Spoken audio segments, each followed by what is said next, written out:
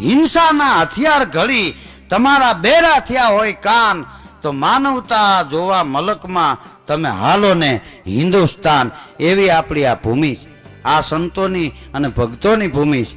હા, આપા ગીગાને કોઈ આવી અને કીધેલું કે આ ડમરાળામાં કરમણ ભગત મેલી વિદ્યા જાણે છે, અમને એની બીક લાગે છે.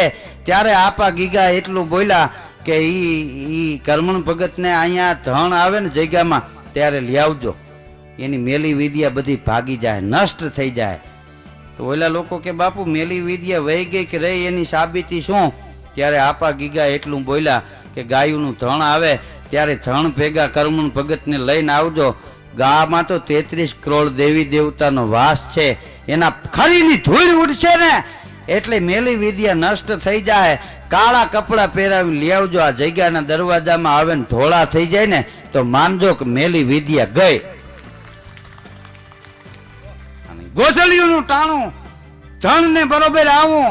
એ વખતે કરમણ ભગત ને સમજાવીને ઓલા લોકો લઈ આવ્યા કે તારી પાસે મેલી વિદ્યા છે ને, હાલ જગ્યામાં આપા ગીગા પાસે ગીગડો પીર જે પીરાય રાય ને પીન બેઠો છે, ત્યાં આવ જગ્યામાં તારી મેલી વિદ્યા વહી જાય એવી રામ નામની જડીબુટી ન્યા. તો કે મારી મેલી વિદ્યા એને આટી દે, એનું કાંઈ ન આવે. કાલે અમારા ભેગો કારો ડગલો પહેરી લે, ધોળો થઈ જાય, જગ્યામાં જાય તા એમ કીધું છે આપા ગીગાએ. કરમણ ભગત તૈયાર થયા, ધણ બરોબર આવતું તો એની હારે ભેગા હાલ્યા. ઈ આ સતાધારના ઝાપામાં દાખલ થયા ને તા ઈ કાળો ડગલો હતો ને ઈ ધોળો થઈ ગયો. બોલો, આપા ગીગાના પગમાં પડી ગયા કરમણ ભગત કે તમારી પાસે આમ અમારાથી મોટી વિદ્યા કઈ છે?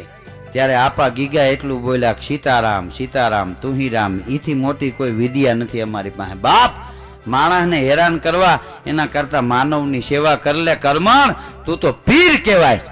અને કરમણ ભગતે કરમણ પીર થઈ ગયા. આપા ગીગા પછી કરમણ ભગત ગાદીએ આવ્યા. ઈ ગાદીએ આવ્યા પછી જુનાગઢ નવાબને ખબર પડી એટલે નવાબે બોલાવ્યા, પધરામણી કરાવી. જુનાગઢમાં ગાદલાન તકિયાન હા માથે તળાયું બિછાવી હતી, ગુલાબના ફૂલને અત્તર છાંટ્યા હતા. અને કરમણ ભગતને બોલાવ્યા, મીઠો આવકારો આપ્યો, પગે લાગ્યા, બેહાડ્યા. પણ જે ગાદલા માથે બેહાડ્યા હતા એ ગાદલાની નીચે હોલા ને કબૂતર ને તેતર ને બધા મારીને રાખ્યા હતા. કરમણ ભગત બેઠા, ખાલી મરમના શેજ દાંત આવ્યા જુનાગઢ નવાબને કે આને જગત પીર કે છે, અને એની નીચે મરેલા પંખીડા રાખ્યા છે.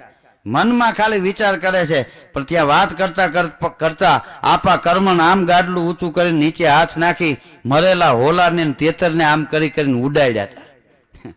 જુનાગઢનો નવાબ એની પાસે નમી ગયો હતો કે અમને ક્ષમા કરજો, અમે તો કાળા માથાના માનવી છીએ. સાફો બંધાવીને સન્માન કર્યું. હા, સોનાનો સાફો હજી સાફો પડ્યો.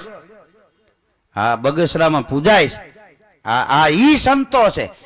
હું તો એમ કહું છું કે આ સંતોના સાનિધ્યમાં રહેવાથી આ ધરતીના પાડાઈ જો પીર થઈ જતા હોય તો આપણે તો માણા છીએ. સતાધારનો પાડો પૂજાય.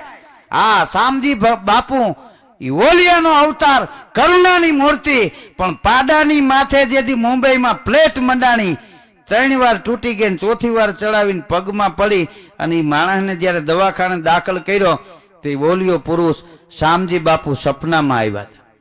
જે આંખમાં કરુણા રમતી હતી, આંખમાં ક્રોધ દેખાણો તો ભલા માણા એક ઘર તો ડાકણી તારવે છે. આ તો આપા ગીગાની જગ્યાનો પાડો, આની માથે પીરનો પંજો, અને એની માથે પ્લેટ મંડાય ને તો અમારી જ્યોતું બાપ ઝંખવાણી પડી જાય. તારે જીવવું હોય તો આ પાડાને પાછો રવાના કરી દેજે. અને પાડો આવ્યો, હામિયા થતા આવ્યા ગામડે ગામડે. અને શામજી બાપુ એમ કહેવાય છે કે જગ્યામાં પાડો આવ્યો નું આમ ગયા ને આપા ગીગાની સમાધિએ પાડાએ 3 વાર માથું નમાયું. અને પાડાની આંખમાં આહુડા હતા, ઓલિયા પુરુષ શામજી બાપુની આંખમાં આહુડા હતા. આની જગતમાં આરતી ઉતરે. કેસર ચંદન કસ્તુરી સિંહ ચારણ અરુ સીત એતા નગર ન નીપજે, ઈ તો પહાડો મેં પ્રસિદ્ધ. બોલ ગીગેવ પીરની જય, શામજી બાપુની જય, સબ સંતન કી જય.